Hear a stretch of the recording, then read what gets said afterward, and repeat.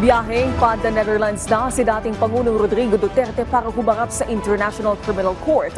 Ito'y matapos ihain sa kanya ang arrest warrant ng Interpol pagdating niya sa Ninoy Aquino International Airport kahapon. Si Isaiah Mirafuentes ng PTV sa Balitang Pambansa. 9:26 na umaga nang lumapag sa NAIA Terminal 3 ang Cathay Pacific Airways Flight CX-907 mula Hong Kong. Sakay nito ang dating Pangulo na si Rodrigo Duterte matapos dumalo sa isang pagtitipon para sa overseas Filipino workers. Pagkalapag ng eroplano, sinlubong ang dating Pangulo ng mga matataas na opisyal ng PNP, kabilang na si Philippine National Police Chief General Romel Barbilla at Criminal Investigation and Detection Group Director, Police Major General Nicolas Torre III. Kaagad na inilagay sa kustodiya ng PNP ang dating Pangulo at dinala sa Villamor Air Base. Nakabantay ang buong puwersa ng kapulisan sa buong paligid ng Villamor Air Base upang masiguro na magiging mapayapa ang sitwasyon.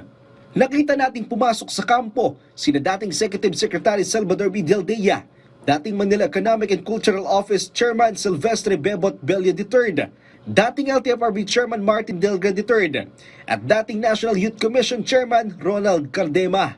Nagdala naman ang pagkain si Senator Christopher Bongo na kinuha ng ilang nagbabantay sa kampo.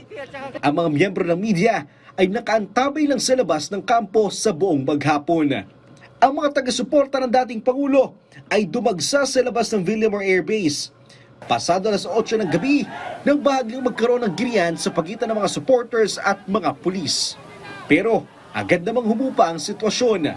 Sa Instagram Live ni Kitty Duterte, anak ng dating Pangulo, narinig na inimbita na CIDG Director Police Major General Nicolas Torre III si Duterte na sumakay ng eroplano at pwedeng magsama ng pamilya.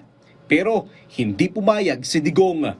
Pasado alas 9 ng gabi, sa Facebook Live ni retired Police General Fillmore Escobar, sumakay na si Duterte sa isang chartered flight.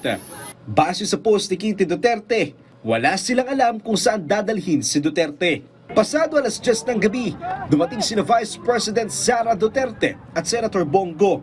11:03 p.m., lumipad ang chartered plane na sakay ang dating Pangulo patungong the Netherlands. Mula sa PTV, Isaiah Mirafuentes, Balitang Pambansa.